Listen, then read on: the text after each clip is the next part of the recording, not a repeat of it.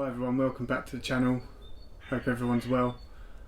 So on Sunday I decided with me and the family we're going to go on a little day trip to Herons, and I was going to purchase a new tree and possibly a new pot, which I ended up doing. I actually bought 2 trees, but unfortunately when I did turn up I asked if I could film and they said it could only be for my own personal use, so I haven't actually got any footage of me purchasing the tree inside of Herons, which I kind of wanted to do, but I'm just going to show you the trees now. So here's the first tree I purchased. It's a lovely little cork bark elm. If you've been watching Peter's videos then you've probably seen him repotting a couple of these already.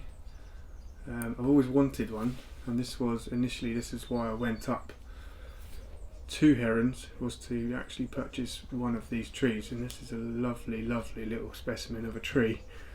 Still needs some work. I mean, there's a few branches that shouldn't be here and stuff that might cause a bit of inverse taper, but we can sort that over time.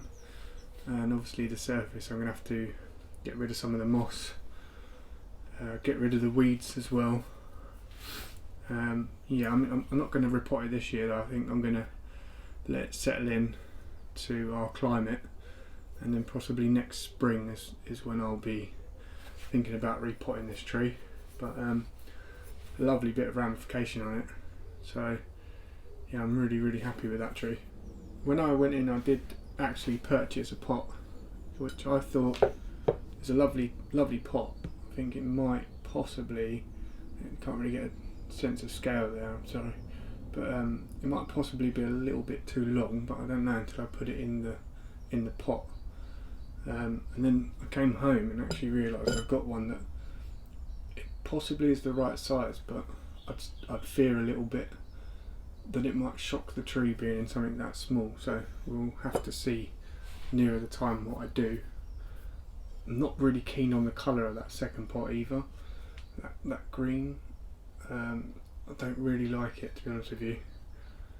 It's still a nice little pot, but I don't like the colour of it. So, second tree I purchased was this lovely little deshojo. I've never really had much luck with deshojos, if I'm honest with you. I've owned a few and I've never managed to really do that well with them, whether it's down to my luck or bad genetics of the tree, I'll never know, but I'm a sucker because I just love these red leaves. I think that's what everyone goes for with these guys. I'm excited to work with this tree, definitely. I think it's got a lot of potential. Like I say, the leaves are stunning in spring, and in full colour as well. Both trees are from Japan. High quality cork bark elm. The Shoujo was probably one of the cheaper ones, but I still think it's got a lot of potential. Very reasonably priced. So yeah, if you're looking for something like this, I'd probably get yourself up to Herons before they all sell out. I know they've got a lot of pines and stuff that are in quarantine still. I think they come out around June. So yeah, get yourself up there. Okay, what I'm going to do first, I think, is I'm going to come in and try and get rid of some of these little weeds that are sticking up. And then I'm going to go and get all the moss out afterwards. So basically clear the surface off of the pot, and then maybe after that I can see where I need to take the moss off the trunk, just make it look a little bit neater. Looks a bit of a mess at the minute. There we go, look. Actually comes off in one layer, look. That's what I wanted.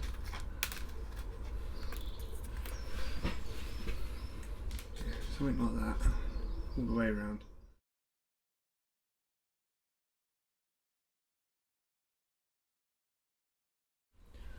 So I've neatened up the surface now, got rid of all that moss.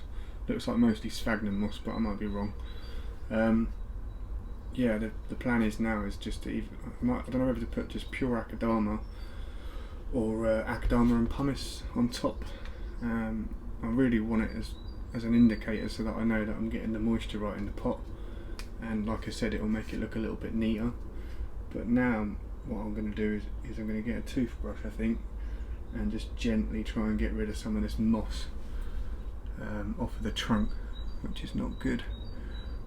We don't want it on there because the moisture will basically rot the trunk. So yeah, I think I'll go to another time lapse of me doing that, and then we'll come back afterwards and have a little chat about it.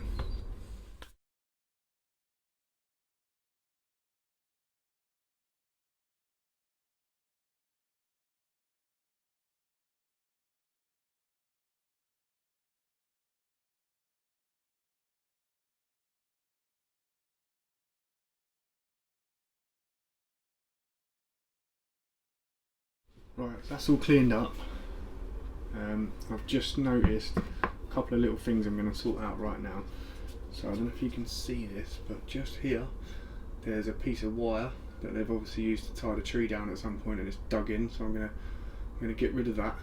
I mean, I can't do anything about it now because it's embedded in there, but I can at least cut it off to here so it's flush with the trunk. And also, just there's a tiny little feeder root that's just going over the top of where the flare of the nabari is. So I'm gonna deal with that as well, just so it doesn't start to dig in and look ugly. Right, let's get rid of the wire first, I think. See how close I can get it. Might even be able to just do it like that. Snap it off. Yeah, perfect. Perfect.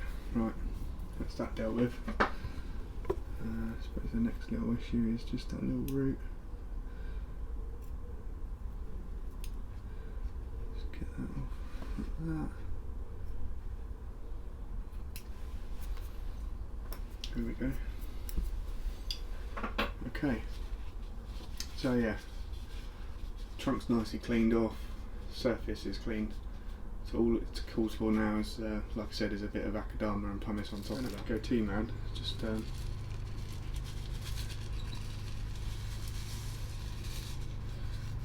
it,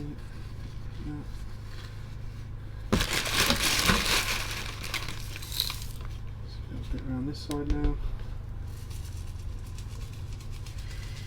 I think plans moving forward with this tree, there are a lot of branches will need to be rectified and some will need to go, but I just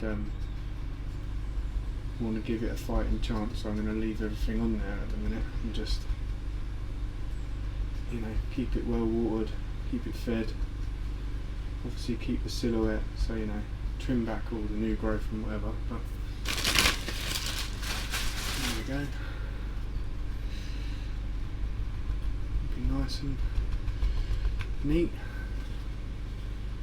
And yeah, so I'm going to have a quick look at this deshojo, and like I said, I'm going to get rid of some of the parts that have died back when it's been trimmed, obviously from last year. I'm not going to do too much of it, just going to leave it to grow a bit like the elm really.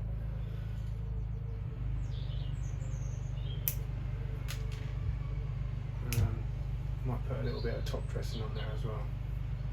So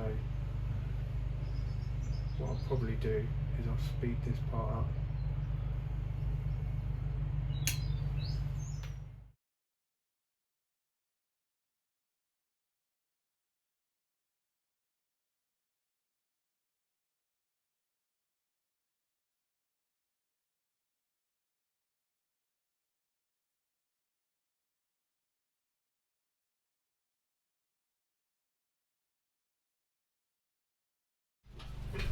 There we go then, just tidied these two up nicely, nothing too crazy. Take the moss off the trunk like I said with that one, and then give them both the top dressings, make them look a bit nicer, and then obviously I can gauge as well with how much moisture is in each pot. So yeah, I'm really happy with these.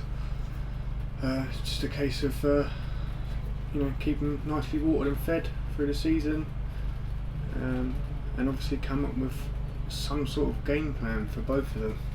But I can do that over time, you know. Got a whole season yet to have a look at them and work out what I want to keep, what I want to get rid of. So yeah. So if you like the video, please remember to hit the like button, subscribe if you haven't already please, it'd be great. Thanks for everyone's support so far, and I hope you enjoy the rest of your day. Cheers.